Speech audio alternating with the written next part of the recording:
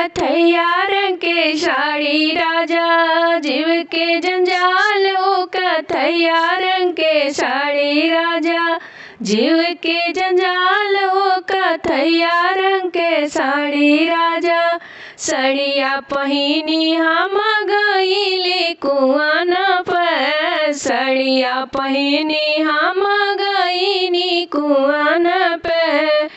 कहरा सब बात करे कौन गोरी ठाड़ी हो। कहरा सब बात करे कौन गोरी ठाड़ी हो। कथैया रंग की साड़ी राजा जीव के जंजाल हो। कथैया रंग के साड़ी राजा पीछवा से आई गईला। पीछवा से आई गईला पापा हमारे हो। कमना साले बात करे बेटी हमारी हो। कमना साले बात करे बेटी हमारे हो। कमना साले बात करे कथैया रंग के साड़ी राजा जीव के जंजाल हो। कथैया रंग के साड़ी राजा सड़िया पहिनी हम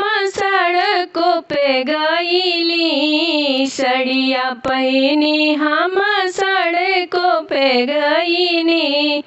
ड्राइवर सब बात करे कौन गोरी ठाड़ हो। ड्राइवर सब बात करे पीछवा से आई गईला।